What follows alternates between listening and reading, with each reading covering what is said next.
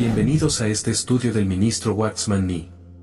Hoy veremos la lección llamada, Dios no desea mejorarte.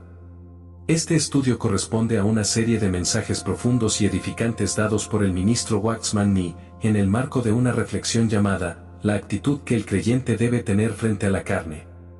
Dentro del hombre espiritual. Si te edifican los materiales audiovisuales de nuestro canal, suscríbete y activa las notificaciones para no perderte ninguno de nuestros contenidos. También puedes compartir este video con quien creas que lo necesite, para colaborar en la edificación de la vida espiritual de este hermano o hermana.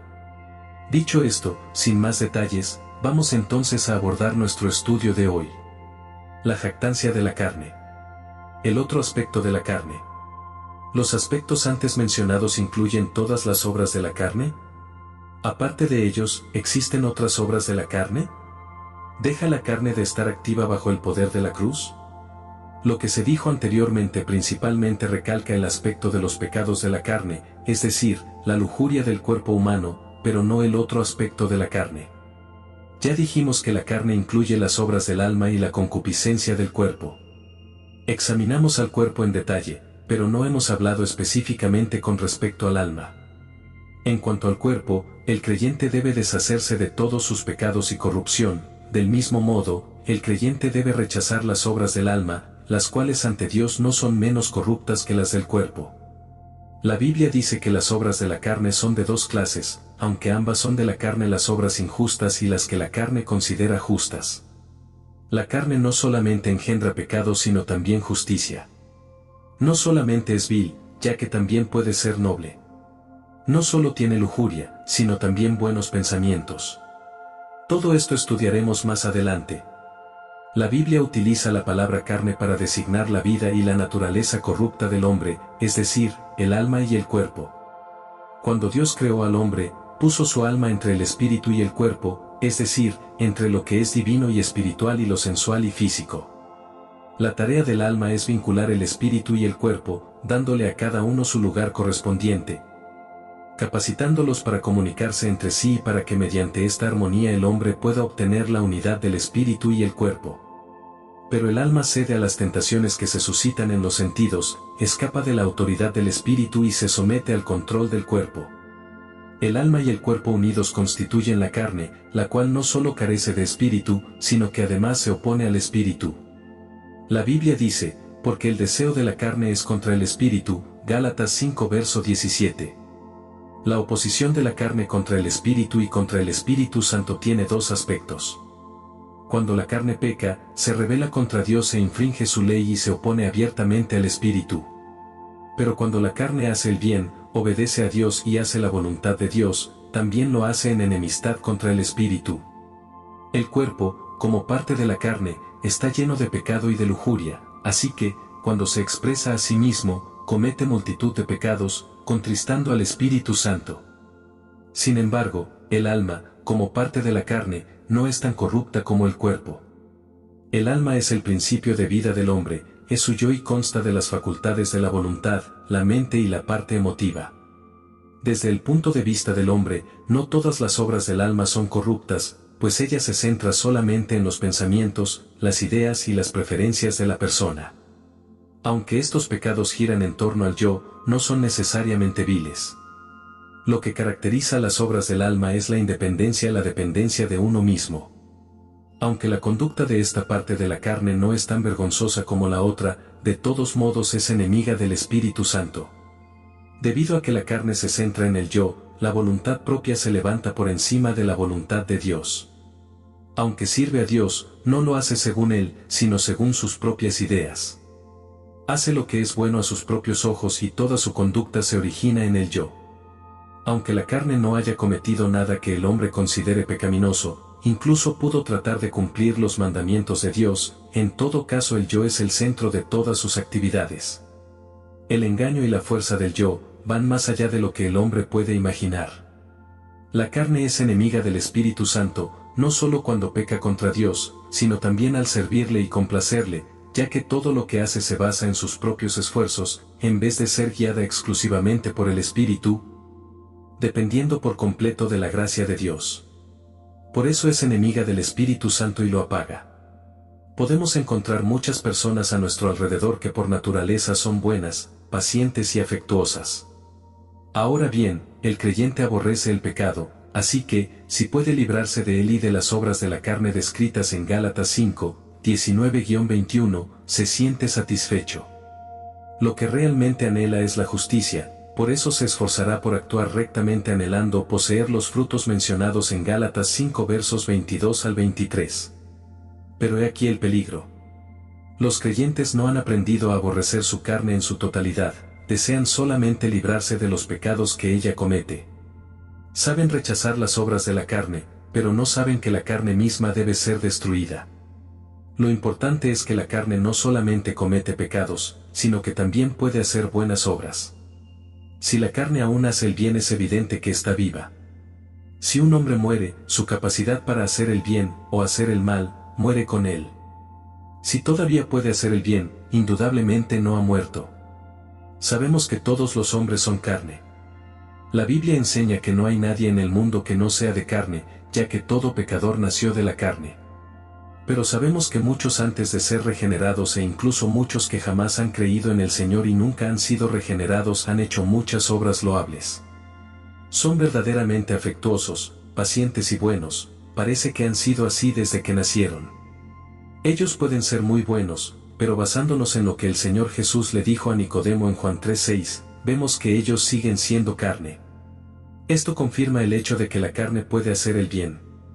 Pablo dijo a los Gálatas, habiendo comenzado por el Espíritu, ¿ahora os perfeccionáis por la carne? 3:3, estas palabras nos muestran que la carne puede hacer el bien. Los creyentes de Galacia habían caído en el error de hacer el bien valiéndose de la carne. Habían empezado por el Espíritu Santo, pero no continuaron en ese camino para ser perfeccionados. En lugar de eso, trataron de perfeccionarse por medio de su propia justicia, inclusive por la justicia según la ley. Por eso el apóstol les hizo esa pregunta. Vemos, entonces, que la carne puede hacer buenas obras. Si la carne de los Gálatas solo hubiera podido hacer el mal, Pablo no habría tenido que hacer aquella pregunta, puesto que sería obvio que los pecados de la carne no pueden perfeccionar de ninguna manera lo que empieza el Espíritu Santo. Vemos que ellos querían alcanzar una posición de perfección mediante los hechos justos de su carne, pues deseaban perfeccionar con su carne lo que había iniciado el Espíritu Santo. Realmente intentaron con todas sus fuerzas hacer el bien, pero el apóstol nos muestra aquí que los hechos justos de la carne y las obras del Espíritu Santo son completamente diferentes. Lo que una persona hace con la carne lo hace ella misma, y tales obras no pueden perfeccionar lo que inició el Espíritu Santo. En el capítulo anterior, el apóstol dio un mensaje sólido, porque si las cosas que destruí, las mismas vuelvo a edificar, transgresor demuestro ser, Gálatas 2 verso 18. Esto se refiere a aquellos que habiendo sido salvos y habiendo recibido el Espíritu Santo, dependen de la carne, el yo, para obrar con justicia según la ley, versos 16 al 17 y 21. Las cosas que destruye indica que el apóstol consideraba al hombre un ser incapaz de salvarse por sus propias obras. Siempre derribó las obras de los pecadores, pues sabía que no los podían salvar. Las mismas vuelvo a edificar alude a edificar de nuevo ahora. El apóstol parecía decir, no podéis ser salvos por vuestras propias obras, pues fuisteis justificados al creer en el Señor. Si volvemos a edificar las obras de justicia que ya derribamos, pensando que ahora las debemos hacer por nuestro esfuerzo, demostramos que somos transgresores. Siendo pecadores no podemos recibir la vida por medio de las obras de la ley, del mismo modo, después de haber recibido la vida, no podemos ser perfeccionados por medio de las buenas obras de nuestra carne. Si así fuera, esto probaría que el apóstol era un transgresor. En realidad, qué vanas son las obras justas de la carne. En Romanos 8 también vemos que los que están en la carne no pueden agradar a Dios. Esto implica que las personas carnales también tratan de agradar a Dios. Obviamente, tratar de agradar a Dios también es una buena obra de la carne, excepto que esto no puede agradar a Dios. Debemos tener una comprensión profunda de que la carne sí puede hacer obras justas. De hecho, es experta en hacerlas. Por lo general, pensamos que la carne solo significa lujuria y pensamos que es completamente corrupta como la concupiscencia. En cuanto al cuerpo se refiere, la carne incluye la lujuria, pero en cuanto al alma, las actividades de la voluntad, la mente y la parte emotiva, no son necesariamente tan corruptas como las lujurias. Además, en la Biblia el término deseo no se utiliza solo para referirse a algo corrupto, como en Gálatas 5 verso 17 donde dice, el deseo del Espíritu es contra la carne. Aquí el deseo del Espíritu Santo se opone al de la carne. Por lo tanto, deseo en la Biblia no siempre es corrupto, significa tener un fuerte anhelo. Todo lo que una persona puede hacer antes de ser regenerada es simplemente el resultado de los esfuerzos de la carne. Por eso puede hacer tanto el bien como el mal. El error del creyente radica precisamente en que solo sabe que lo malo de la carne debe ser destruido, pero ignora que tiene que hacerse lo mismo con lo bueno de la carne. Desconoce que así como las malas obras de la carne pertenecen a la carne, también las buenas obras le pertenecen. La carne es carne y sigue siéndolo ya sea que haga el bien o el mal. Lo que pone en peligro a un cristiano es su ignorancia o su rechazo a enfrentar la necesidad de desprenderse del todo de la carne, incluyendo lo que es bueno. Él solamente sabe o acepta que debe deshacerse de lo malo de la carne. La lección que debe aprender ahora es que lo bueno de la carne no es menos carnal que lo malo. Ambos pertenecen a la carne. Si la bondad de la carne no es erradicada, no importa lo que haga el creyente, no podrá ser librado del poder de la carne. Además, ya que la carne puede hacer el bien, si el creyente se lo permite, pronto verá que la carne también hace el mal. Si la justicia propia no es erradicada, pronto la seguirá la injusticia. La naturaleza de las buenas obras de la carne. Dios se opone enérgicamente a la carne porque conoce muy bien su verdadera condición. Su propósito es que los creyentes sean completamente libres de la antigua creación y experimenten plenamente la nueva creación. Sea buena o mala, la carne pertenece a la antigua creación. Hay una gran diferencia entre lo bueno que proviene de la carne y lo bueno que procede de la vida nueva. La carne se centra en el yo, puede hacer el bien sola, y lo hace con sus propias fuerzas. No necesita depender del Espíritu Santo ni humillarse ni esperar en Dios, y tampoco necesita implorar a Dios. Lo único que tiene que hacer es tomar sus propias decisiones, pensar por sí sola y actuar por su cuenta. Naturalmente, es inevitable que se adjudique a sí misma la gloria, diciéndose, ahora soy mejor que antes. Ahora, realmente soy buena. Además, estos logros no llevan al hombre a Dios, pues hace que se envanezca en secreto. Dios quiere que el hombre acuda a Él, completamente desvalido y totalmente sumiso al Espíritu Santo, esperando humilde y confiadamente en Él. Cualquier cosa buena de la carne que gire en torno al yo es una abominación a los ojos de Dios, porque es la obra del yo y da la gloria al hombre mismo, no es obra del Espíritu Santo ni procede de la vida del Señor Jesús. En Filipenses 3 verso 3 el apóstol mencionó confianza en la carne. En el texto original, confiar equivale a creer. Él dice que él mismo no creía en la carne. La mejor obra de la carne es la confianza en uno mismo. No necesita confiar en el Espíritu Santo, porque se siente capaz. Cristo crucificado es la sabiduría de Dios, pero el creyente confía en su propia sabiduría. Lee la Biblia, predica, escucha la palabra y cree en ella, sin embargo, todo eso lo hace mediante el poder de su propia mente, y no piensa ni por un momento pedirle al Espíritu Santo que lo instruya. Muchos creen que ya recibieron toda la verdad, aunque lo que tienen pertenece más a los hombres que a Dios, ya que lo recibieron de otros o de su propia búsqueda. Su corazón no ha aprendido a esperar en Dios para que Él le revele su verdad en su luz. Cristo también es poder de Dios. Pero, ¿cuánta confianza existe en la obra cristiana que uno lleva a cabo? Empleamos más tiempo en planes y métodos humanos que en esperar delante de Dios. El tiempo que se utiliza en preparar los temas y las secciones de un mensaje, excede muchísimo al que se utiliza para recibir poder desde lo alto.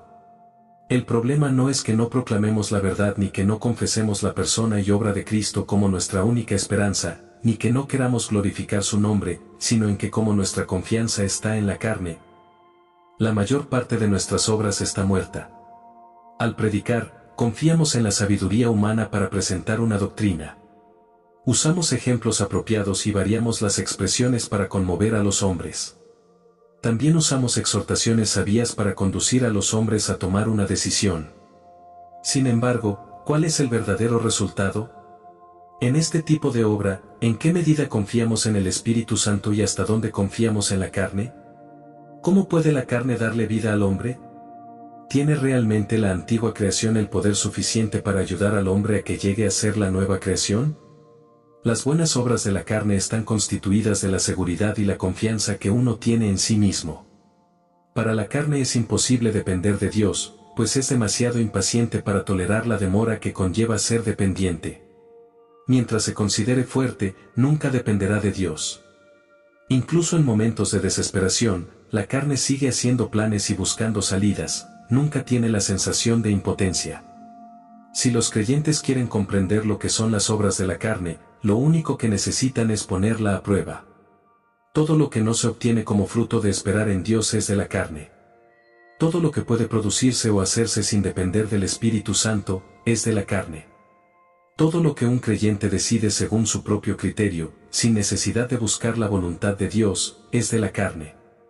Si el corazón está falto del sentir profundo de debilidad e impotencia y no siente que debe depender completamente del Señor, entonces, todo lo que haga es de la carne. No obstante, eso no significa que todas estas cosas sean perversas o malas, no importa cuán buenas o piadosas sean, aun leer la Biblia, orar, adorar, predicar, si no se hacen dependiendo completamente del Espíritu Santo, son el resultado de la carne. Mientras se le permita a la carne vivir y de estar activa, ella es capaz de hacerlo todo, hasta someterse a Dios. En todas las obras de la carne, aun las que son buenas, el yo es siempre el factor principal, salvo que algunas veces se esconde y otras se manifiesta. La carne nunca reconoce su debilidad ni su inutilidad. Aun si hace el ridículo, se rehúsa a reconocer su incapacidad. Habiendo comenzado por el Espíritu, ¿ahora os perfeccionáis por la carne? Esta pregunta revela una gran verdad: lo que en el principio es recto, pues procede del Espíritu, no necesariamente continúa siendo así. Además, la experiencia de los creyentes nos muestra que lo que al principio es del Espíritu, fácilmente llega a ser algo de la carne. A menudo cuando uno recibe una verdad, la recibe del Espíritu Santo, pero después de un tiempo esa verdad se convierte en una jactancia de la carne. Ese fue el caso de los judíos en aquellos días. Muchas veces cuando nos sujetamos a Dios, nos negamos nuevamente al yo, y recibimos poder para salvar almas, ya que lo hacemos dependiendo verdaderamente del Espíritu Santo. Pero al mismo tiempo convertimos la gracia de Dios en nuestra propia gloria, considerando lo que es de Dios como si fuera nuestro. Lo mismo ocurre con nuestra conducta. Por medio de la obra que el Espíritu Santo efectúa al comienzo, experimentamos un gran cambio que hace que amemos lo que antes odiábamos y que aborrezcamos lo que antes amábamos. Pero gradualmente el yo empieza a infiltrarse. Consideramos la mejoría de nuestra conducta como un logro personal y nos ensalzamos a nosotros mismos, o dejamos de depender del Espíritu Santo y nos volvemos descuidados, confiando en nosotros mismos para seguir adelante. En la experiencia de los creyentes, hay incontables casos donde al principio el Espíritu Santo era su centro, pero más adelante la carne vuelve a ser su centro. ¿Por qué tantos hijos de Dios buscan deseosos una consagración absoluta y anhelan intensamente más vida abundante, y a pesar de eso fracasan? A menudo, al escuchar los mensajes, al conversar con personas, al leer libros espirituales o al orar, Dios mismo les muestra que es perfectamente posible tener una vida de plenitud en el Señor. El creyente percibe la sencillez y la dulzura de una vida semejante y no ve ningún obstáculo en su camino que le impida conseguirla. El creyente es introducido en la experiencia, recibe bendiciones, poder y gloria, como nunca antes había recibido. Es maravilloso. Sin embargo, aquello no dura mucho. ¡Qué lástima! ¿Por qué? ¿Será que la fe es imperfecta? ¿O quizá la consagración no es incondicional? Tanto la consagración como la fe son verdaderas.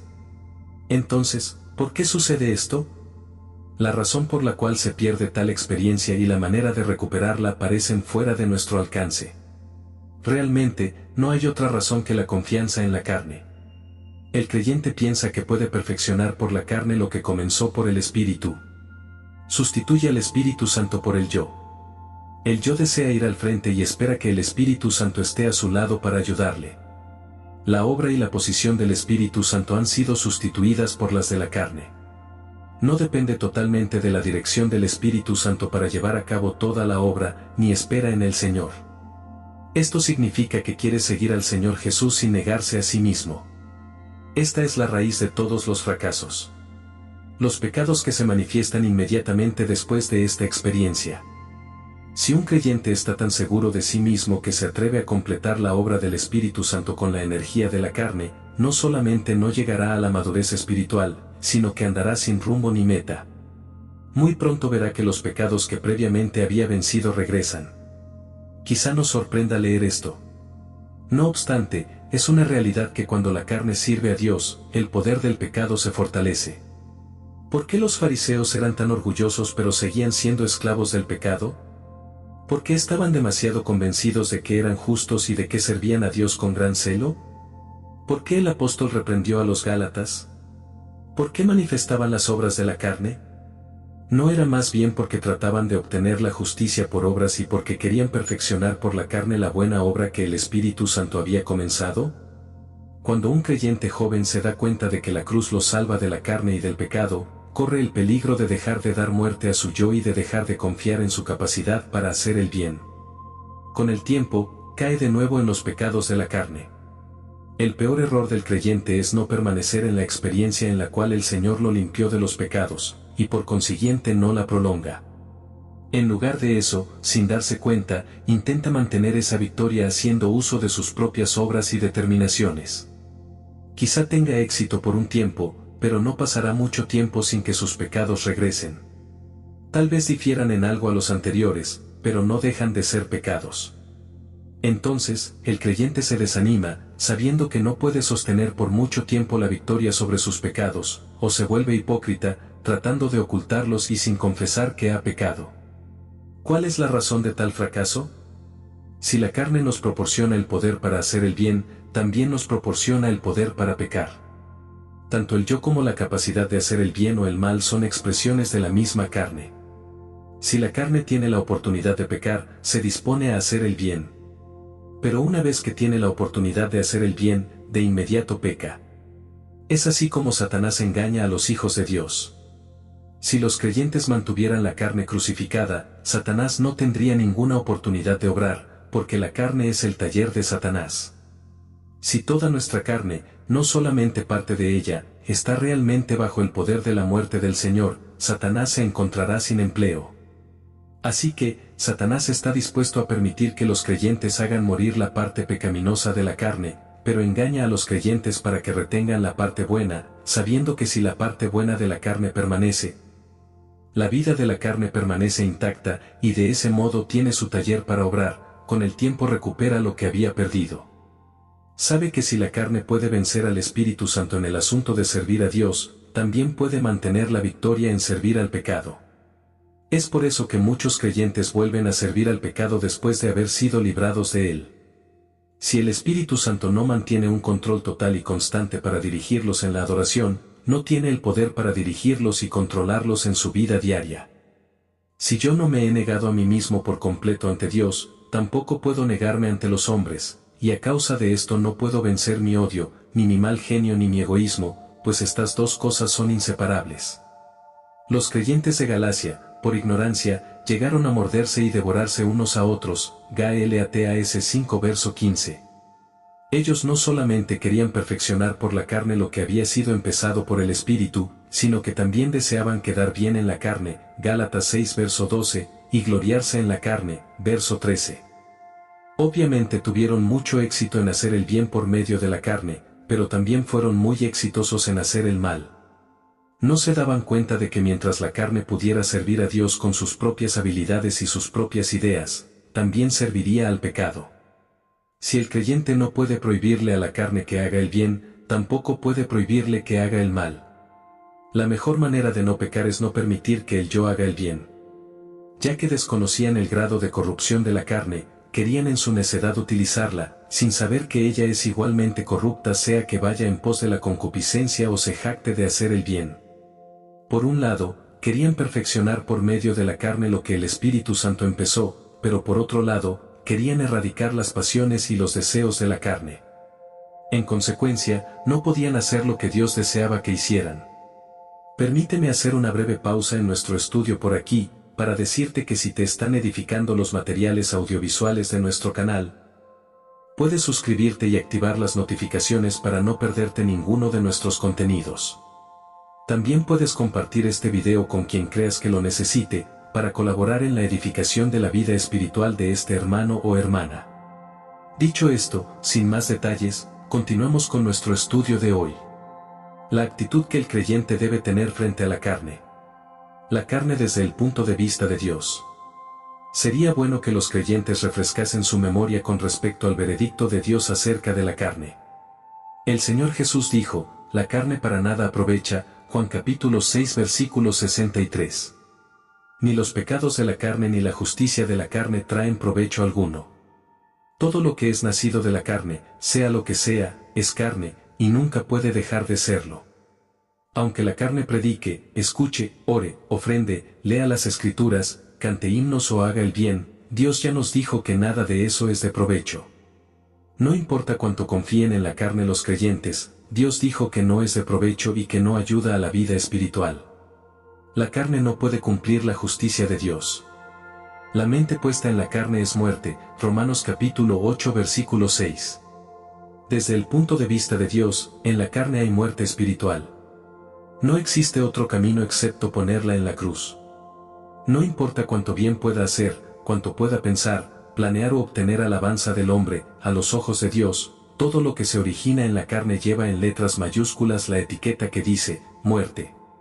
La mente puesta en la carne es enemistad contra Dios, Romanos capítulo 8 versículo 7.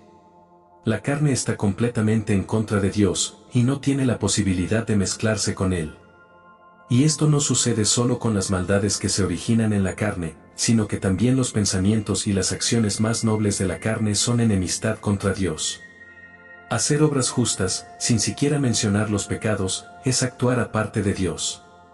Porque no se sujeta a la ley de Dios, ni tampoco puede, Romanos capítulo 8 versículo 7. Cuanto mejor haga alguien las cosas, más se aleja de Dios. En el mundo, ¿cuántos hombres buenos desean creer en el Señor Jesús? Realmente, la justicia propia no es justicia, sino injusticia. No importa quién sea un hombre, por su propia cuenta no puede hacer lo que la Biblia enseña. Sea bueno o sea malo, no puede sujetarse a la norma de Dios. Si es malo, ofende la ley, y si es bueno, establece una justicia aparte de la del Señor Jesús, y pierde el propósito original de la ley. Porque por medio de la ley es el conocimiento claro del pecado, Romanos capítulo 3 versículo 20. Y los que están en la carne no pueden agradar a Dios, Romanos capítulo 8 versículo 8. Este es el veredicto final.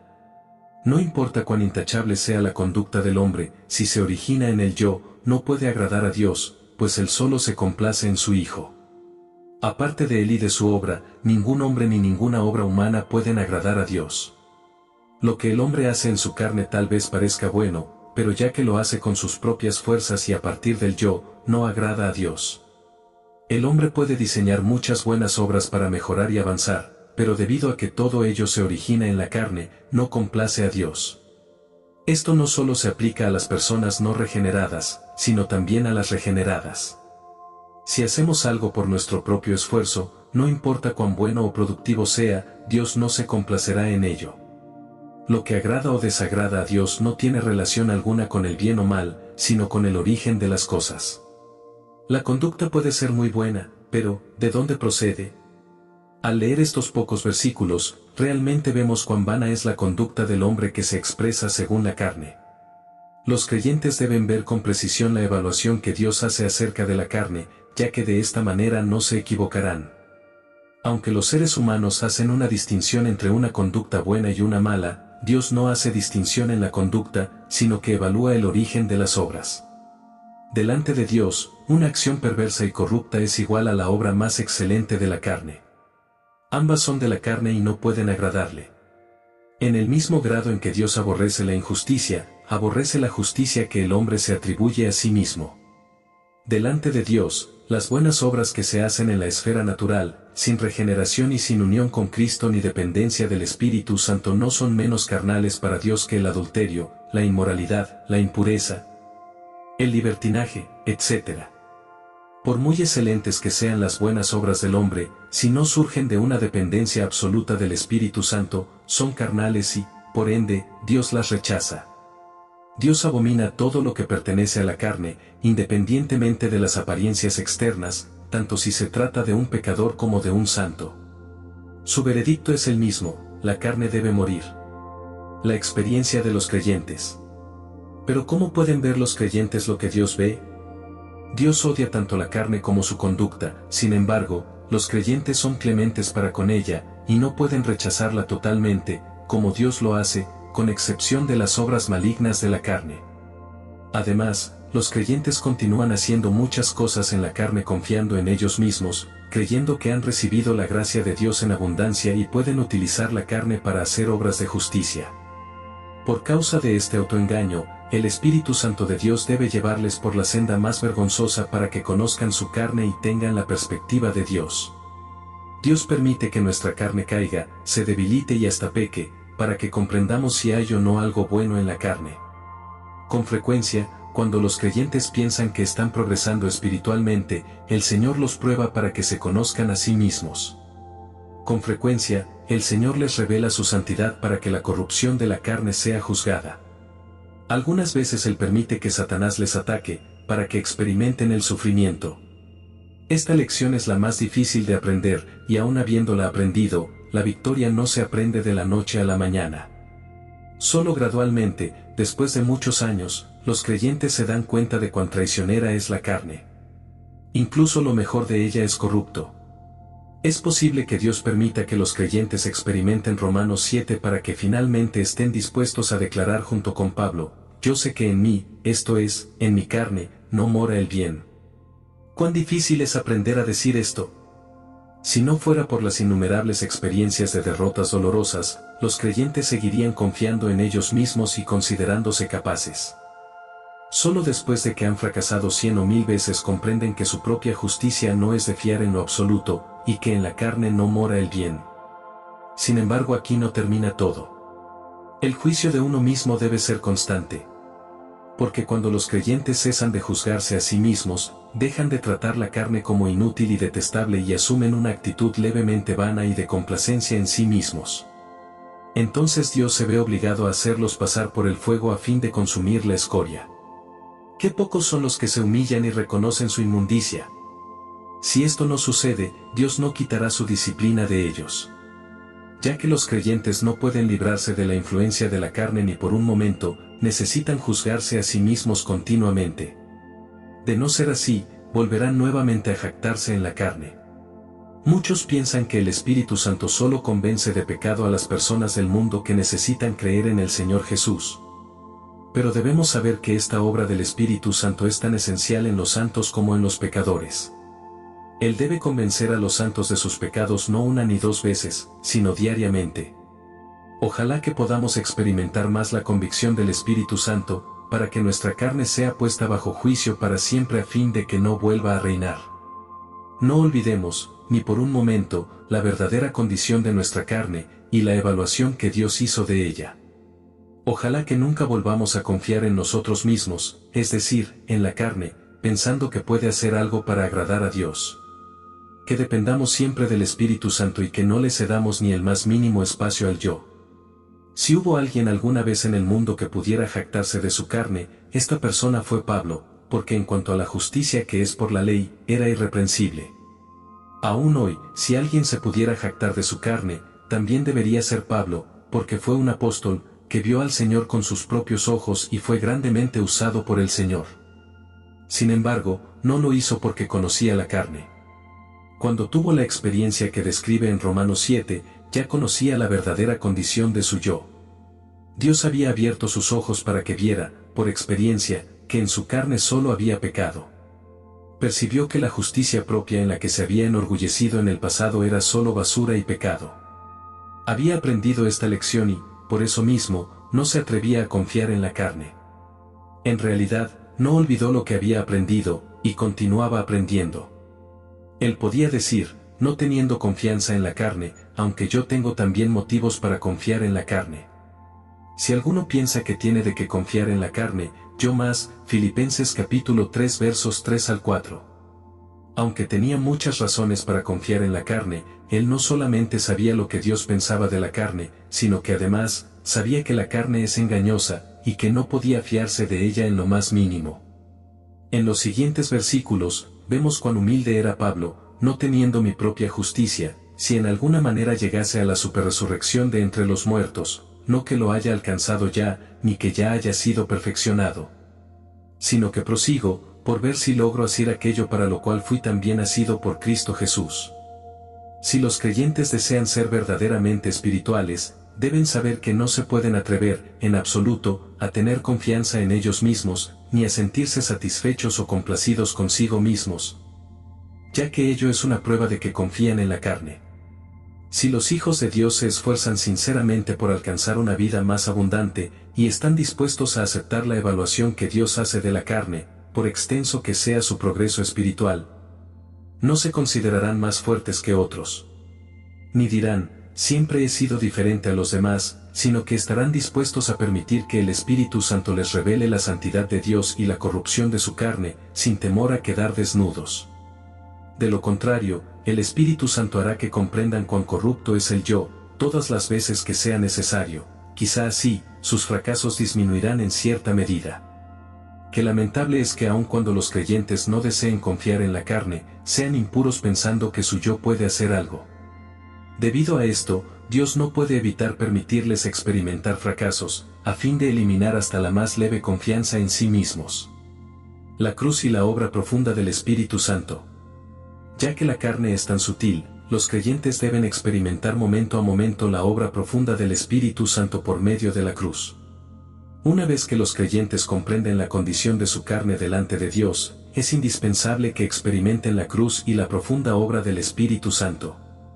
Mediante la cruz, los creyentes son librados tanto del pecado de la carne como de la justicia de la carne. Al andar según el Espíritu, los creyentes no seguirán la carne para pecar y tampoco la seguirán para hacer obras justas. De hecho, la obra de la cruz fue consumada de modo perfecto y completo por la eternidad, lo cual va más allá de nuestra comprensión. Sin embargo, el proceso de esta realidad en la experiencia del creyente es cada vez más profunda. Poco a poco, el Espíritu Santo enseña a los creyentes los principios de la cruz. Si uno es fiel en someterse a él, gradualmente experimentará más profundamente lo que la cruz ya logró. Esto significa que la cruz, desde el punto de vista objetivo, es absoluta y nada se le puede agregar, pero en la experiencia es progresiva y puede penetrar cada vez más profundamente. Los creyentes deben estar conscientes de que en la cruz murieron con el Señor Jesús, ya que el Espíritu Santo solo opera mediante la cruz. Aparte de esta, Él no tiene otro instrumento. Los creyentes deben entender de una manera renovada la enseñanza de Gálatas 5:24. No solamente fueron crucificadas las pasiones y los deseos de la carne, sino que la carne misma, incluyendo toda su justicia y su capacidad para llevar a cabo acciones justas, también fue crucificada. En la cruz no solo fueron crucificadas las pasiones y los deseos, sino también la carne, que es la que da a luz las pasiones y los deseos, aunque el hombre la respete y la ame. Cuando los creyentes ven esto, y voluntariamente rechazan todo lo que es de la carne, sea bueno o malo, entonces pueden andar según el Espíritu Santo, agradar a Dios y alcanzar una vida completamente espiritual. Es indispensable estar dispuesto. Lo que la cruz logró es un hecho cumplido, pero la medida en que ello es una experiencia en el hombre, lo determina su conocimiento de ella, su disposición y su fe. Si los creyentes no rechazan todo lo bueno que se encuentra en la carne, verán en muchas cosas, que aunque la carne parece poderosa y capaz de obrar, cuando el verdadero llamamiento de Dios viene instándolos a ir al Gólgota a sufrir, ellos son muy débiles y rehúyen el llamado, sin poder avanzar. No importa cuán buena o fuerte sea la carne, jamás puede satisfacer los requisitos de Dios. ¿Por qué fracasaron los discípulos en el huerto de Getsemaní? Porque el espíritu está dispuesto, pero la carne es débil. Mateo capítulo 26 versículo 41. La debilidad provoca grandes fracasos. Ella con su poder y sus obras puede ser excelente, pero solo puede manifestar su capacidad en asuntos que se adaptan a su propio gusto. En cuanto a lo que Dios verdaderamente requiere, la carne inevitablemente retrocede. La muerte es inevitable, si no fuera así, la voluntad de Dios no podría efectuarse. Todo lo que procede de nuestro interior, nuestros deseos, nuestra opinión y todo lo que nos ayuda a desarrollarnos y a ser vistos y respetados es nuestra carne. En ella están tanto la maldad natural como la bondad natural. Juan 1 verso 13 menciona la voluntad de la carne, que es la que decide y planea hacer el bien para agradar a Dios. Sin embargo, todo esto tiene su origen en la carne del hombre y debe ser crucificado. Colosenses 2 verso 18 habla de la mente de la carne. La confianza que tienen los cristianos en sí mismos significa en realidad que confían en su sabiduría y que saben cómo servir a Dios y entender la enseñanza de las Escrituras. En 2 Corintios 1 verso 12 se habla de la sabiduría carnal. Es muy peligroso que el hombre reciba la verdad que se encuentra en la Biblia con su sabiduría humana, porque él puede convertirlo muy sutilmente en un método para perfeccionar con su carne la obra del Espíritu Santo. Una verdad preciosa puede ser guardada solo en la memoria y quedar en la mente de la carne. Solamente el Espíritu da vida, la carne para nada aprovecha. Todas las verdades, si no son vivificadas continuamente por el Señor, no serán de provecho para nosotros ni para otros. No nos referimos a los pecados, sino a lo que procede de la vida natural del hombre, aun cuando tal vida esté unida a Cristo. Esta obra es natural, y no del Espíritu. No solo debemos rechazar nuestra propia justicia, sino que también debemos negar la sabiduría de nuestra mente. Todo esto debe ser clavado en la cruz. En Colosenses 2 verso 23 se habla de culto voluntario en la carne. Tal adoración concuerda con nuestra opinión con respecto a las cosas del Espíritu de Dios. Los métodos que utilizamos para estimular, buscar o adquirir un sentido de devoción son adoración en la carne. Si no estamos dispuestos a adorar de acuerdo con la enseñanza de la Biblia ni a ser guiados por el Espíritu Santo en la obra cristiana, en el conocimiento bíblico y en la salvación de las almas, es posible que siempre andemos según la carne. En muchas ocasiones la Biblia habla de la vida de la carne. Si la vida de la carne no ha pasado por la cruz, sigue tan viva en los creyentes como en los pecadores. La única diferencia es que en los creyentes la vida del Espíritu Santo se le opone. La vida de la carne puede llegar a ser la vitalidad de los creyentes, pueden recurrir a ella para obtener fuerza a fin de vivir sobre la tierra. Esa vida puede fortalecer a los creyentes para que sirvan a Dios, para que mediten en la palabra, para que se consagren a la obra de Dios y también para que hagan buenas obras. De hecho, puede hacer que los creyentes crean que es su vida, y al mismo tiempo, piensen que están obedeciendo a la palabra y haciendo la voluntad de Él. Debemos saber que en la vida del hombre existen dos principios de vida diferentes. Muchos creyentes tienen una vida mezclada, algunas veces obedecen a una vida y otras veces a otra. Algunas veces dependen completamente del poder del Espíritu, pero otras, confían en sí mismos. No hay firmeza. O lo que pienso hacer, lo pienso según la carne, para que haya en mí sí, sí, no, no. 2 Corintios capítulo 1 versículo 17. La característica de la carne es su inconstancia sí, sí, y no, no. La voluntad de Dios es que no andemos conforme a la carne ni por un momento, sino que andemos conforme al Espíritu, Romanos 8 verso 4. Así que, debemos aceptar la voluntad de Dios. En él también fuisteis circuncidados con circuncisión no hecha a mano, al despojaros del cuerpo carnal, en la circuncisión de Cristo, Colosenses capítulo 2 versículo 11. Debemos estar dispuestos a permitir que el poder de la cruz, como el cuchillo de la circuncisión, corte completamente en nosotros todo lo que es de la carne. Este corte debe ser profundo y crear una separación precisa, para que nada de la carne pueda esconderse ni permanecer en nosotros. La cruz y la maldición no pueden estar separadas, Gálatas capítulo 3 versículo 13. Si entregamos nuestra carne a la cruz, la entregamos a la maldición, sabiendo que no hay nada bueno en ella y que no tiene otro destino excepto ser maldecida por Dios. Si no tenemos esta actitud en nuestro corazón, nos será difícil aceptar la circuncisión de la carne. El amor, los deseos, los pensamientos, el conocimiento, la mente, la devoción y toda obra de la carne deben ir a la cruz. Ser crucificado con el Señor significa aceptar la maldición que el Señor sufrió. No fue algo glorioso cuando Cristo fue clavado para morir en la cruz, Hebreos capítulo 12 versículo 2. Su ser estuvo pendiente del madero, y eso significa que allí fue maldito, Deuteronomio capítulo 21 versículo 23. Si la carne es crucificada con el Señor, eso significa que también es maldita con Él. No solamente aceptamos lo que la cruz logró, sino que también necesitamos participar de la cruz. Los creyentes deben reconocer que su carne no es apta para otra cosa que no sea sufrir la maldición de la muerte. Una vez que los creyentes ven el valor de la carne tal como Dios lo ve, entonces pueden tener la experiencia de participar de la cruz. Antes de que el Espíritu Santo pueda tomar el pleno control en los creyentes, la carne debe ser crucificada en su totalidad. Oremos para que Dios nos revele la verdadera condición de la carne, y la necesidad de llevarla a la cruz. Hermanos, cuán faltos de humildad estamos, y cuán poca disposición tenemos para aceptar la cruz del Señor. No queremos admitir que somos inútiles, impotentes y corruptos, que solo merecemos la muerte. Hermanos, no necesitamos una vida perfecta, sino una muerte perfecta. Necesitamos morir perfecta y completamente. Ya hablamos bastante acerca de la vida, el poder, la santidad y la justicia. Prestemos ahora atención a la muerte. Permitamos que el Espíritu Santo penetre en lo más profundo de nuestra carne con la cruz de Cristo, para que la cruz pueda ser una verdadera experiencia en nuestra vida. Si morimos debidamente, también viviremos debidamente. Si nos unimos a Él en la semejanza de su muerte, estaremos también unidos a Él en la semejanza de su vida. Clamemos a Él para que abra nuestros ojos y podamos conocer lo esencial que es la muerte. ¿Debe Él hacer esta obra? ¿Estamos listos para que Él haga tal obra? ¿Estamos dispuestos a permitir que nos muestre nuestras debilidades? ¿Estamos dispuestos a ser crucificados públicamente fuera del campamento?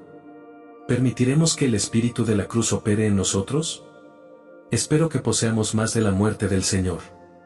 Que podamos morir cabalmente. Debemos ver claramente que la muerte de la cruz debe ser una experiencia continua. No podemos entrar en la etapa de la resurrección y pasar por alto la muerte. El grado de experiencia de la vida de resurrección corresponde al grado de la experiencia de la muerte. Entre algunos creyentes existe el peligro de que al ir en pos de una vida ascendida, olviden que la muerte de la carne no puede interrumpirse.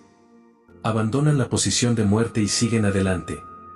Como resultado toman las obras de la carne a la ligera o llegan a pensar que lo que hace la carne es del espíritu, de ese modo espiritualizan la carne. La muerte es el fundamento de todo. El hombre puede seguir su curso, pero no debe destruir el fundamento. Si la muerte de la carne no se mantiene de una manera continua, la vida ascendida y en resurrección solo será una imitación. Nunca debemos pensar que somos espirituales, que hemos avanzado y que la carne ya no tiene poder para seducirnos. El enemigo quiere que abandonemos la esfera de la cruz a fin de que seamos espirituales externamente, pero interiormente carnales. Declaraciones tales como, le doy gracias al Señor porque ahora somos esto y no aquello, no son más que ecos de la oración descrita en Lucas 18, 1 al 12. Precisamente cuando los creyentes piensan que están libres de la carne, en realidad, están siendo engañados por ella. Siempre debemos permanecer en la muerte del Señor. Nuestra seguridad se halla en el Espíritu Santo. El camino seguro que debemos tomar es estar completamente dispuestos a ser enseñados, tener temor de ceder el más mínimo terreno a la carne y entregarnos gozosos a Cristo, confiando en que el Espíritu Santo dirigirá nuestras vidas con el poder de Dios y en que la vida que procede de la muerte de Cristo se expresará en nosotros. Así como la carne anteriormente nos llenaba, ahora debemos permitir que el Espíritu nos llene.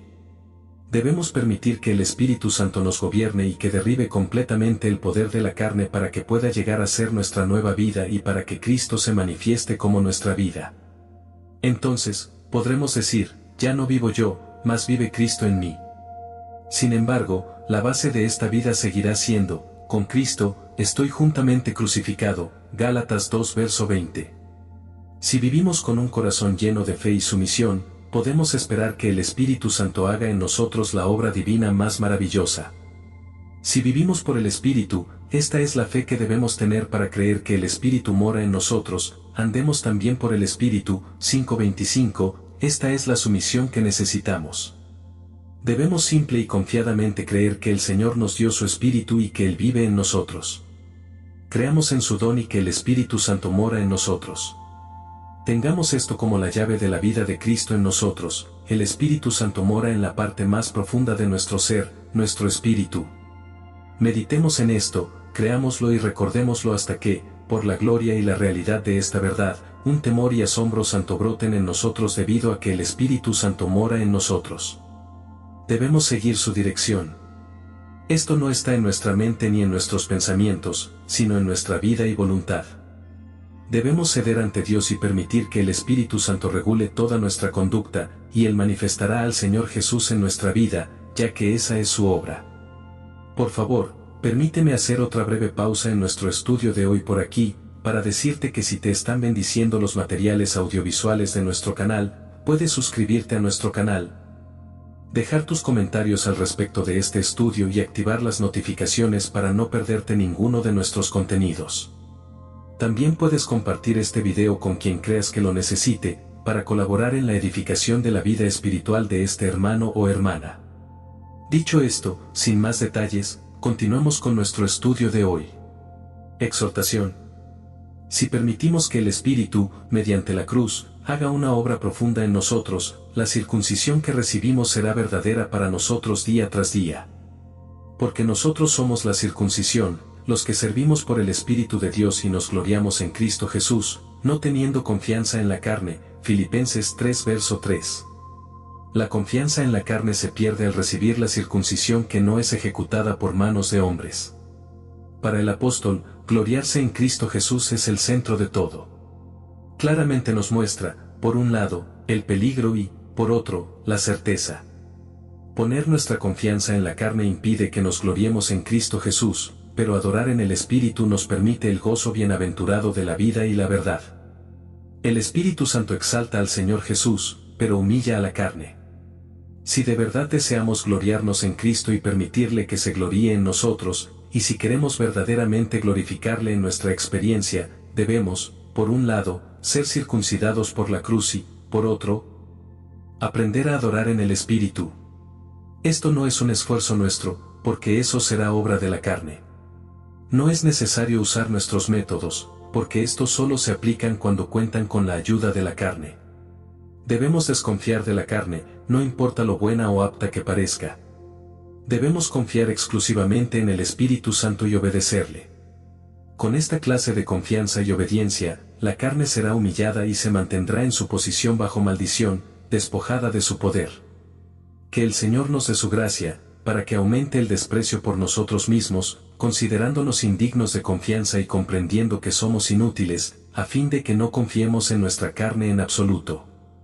En esto consiste la verdadera muerte. Sin la muerte, no se puede cumplir la voluntad de Dios. No uséis la libertad como ocasión para la carne. Gálatas 5 verso 13. La carne debe mantenerse bajo muerte. Recibimos libertad en el Señor, pero no demos lugar alguno a la carne. No consideremos, inconscientemente, la obra del Espíritu como nuestra. Debemos velar y no permitir que la carne se encienda nuevamente. No nos debemos dar la gloria ni atribuirnos la victoria. Pues en tal caso, la carne tendrá oportunidad de obrar de nuevo. Después de haber ganado una victoria, no debemos sentirnos seguros, ya que si le damos lugar a la carne, nuestro fracaso será inminente. Aunque haya pasado mucho tiempo desde que la carne perdió su poder en usted, no crea que ya lo aprendió todo, que tiene fuerza para pelear contra la carne, y que siempre ganará. Si abriga esta clase de fortaleza propia y abandona su dependencia total, la carne ya habrá tenido la oportunidad de activarse y de nuevo lo introducirá en experiencias angustiosas. La actitud de debilidad debe ser mantenida con diligencia santa. Este es el lugar donde la carne atacará. La más mínima intención de utilizar el yo da ocasión para que la carne tenga oportunidad de actuar. No temamos ser avergonzados delante de los hombres. Inmediatamente después de enseñar acerca de crucificar la carne y de andar en el Espíritu, el apóstol dijo, no nos hagamos vanagloriosos. Si sabemos lo inútiles que somos delante de Dios, tampoco debemos jactarnos delante de los hombres. Si cubrimos la debilidad de la carne ante los hombres porque queremos recibir gloria, le daremos una oportunidad a la carne para obrar. El Espíritu Santo puede ayudarnos y fortalecernos, pero no puede reemplazarnos. Constantemente debemos mantener la actitud de no dar ninguna ocasión a la carne. No proveáis para la carne a fin de satisfacer sus concupiscencias. Romanos 13 verso 14. La obra de la carne siempre tiene su precursor. Por lo tanto, no debemos dar terreno para ello. Siempre debemos velar para mantener la carne bajo maldición, debemos examinar si hemos hecho alguna provisión para ella en nuestros pensamientos. Un pequeño pensamiento acerca de nuestra bondad puede dar a la carne ocasión para obrar. Los pensamientos son decisivos, porque aunque únicamente hagamos provisión para la carne en nuestros pensamientos secretamente, dicho secreto se manifestará en palabras y hechos. La carne no debe tener ningún terreno. Al conversar con las personas, también debemos ser cuidadosos, pues cuando las palabras son muchas, la carne hará su obra. Aunque le guste mucho lo que desea decir, si no depende del espíritu al hacerlo, no debe decir nada. De lo contrario, hará provisión para que la carne opere. Lo mismo se aplica a nuestras acciones. La carne tiene muchos planes, expectativas y métodos. Tiene su propia opinión, fuerza y capacidad. Todo ello puede ser excelente delante de los hombres, así como a nuestros propios ojos. Sin embargo, nunca tengamos clemencia, nunca retengamos ni siquiera lo mejor, transgrediendo así el mandamiento del Señor. Debemos darle muerte sin consideración, aun a lo que pensamos que es lo mejor, por la simple razón de que pertenece a nosotros mismos, a nuestra carne. La justicia de la carne debe ser aborrecida con igual intensidad que los pecados. Debemos arrepentirnos de las buenas obras hechas por la carne, del mismo modo que nos arrepentiríamos por el pecado más horrendo que hayamos cometido en la carne. Siempre debemos mantener el punto de vista de Dios con respecto a la carne. Si desafortunadamente fracasamos, debemos examinarnos a nosotros mismos, confesar nuestros pecados y pedirle al Señor que nos limpie con su preciosa sangre. Limpiémonos de toda contaminación de carne, 2 de Corintios capítulo 7 versículo 1. No tengamos compasión, ni nos preocupemos ni nos resistamos a deshacernos de lo que amamos, no sea que caigamos más profundamente en la carne. La enseñanza de los apóstoles consiste en que nos limpiemos, no es obra exclusiva del Espíritu Santo ni la sangre preciosa del Señor, sino que nosotros mismos también debemos limpiarnos. Saquemos a la luz toda la inmundicia de la carne y clavémosla en la cruz del Señor. Aunque lo que hayamos hecho no sea pecaminoso a los ojos de los hombres, si lo hicimos por nuestra propia cuenta, aunque sea lo mejor de nosotros, es inmundicia a los ojos de Dios. Lo que es nacido de la carne, carne es. Ya sean personas o cosas, no hay diferencia. A Dios no le interesa la apariencia que tengan las acciones, es el origen lo que Él ve. Por lo tanto, debemos limpiarnos, no solo de nuestra pecaminosidad, sino de todas las obras de la carne. Amados, yo os ruego como a extranjeros y peregrinos, que os abstengáis de los deseos carnales, 1 de Pedro capítulo 2 versículo 11. Y con esto hemos finalizado con nuestro estudio de hoy. Gracias por habernos acompañado hasta aquí, en otra lección del hermano Ni. Si el contenido de este video ha sido de edificación para ti, te recomiendo que puedas compartirlo con algún hermano o hermana a fin de que puedan ser edificados también en su hombre interior. Por último, a continuación te dejo 2 sugerencias de videos con enseñanzas profundas que sin duda van a ser de mucho provecho para ti en el espíritu. Que Dios te bendiga poderosamente y que la gracia del Señor Jesucristo sea con tu espíritu. Les esperamos en el próximo estudio bíblico para crecer juntos en el conocimiento de la persona de Jesucristo, nuestro amado y bendito Señor y Salvador.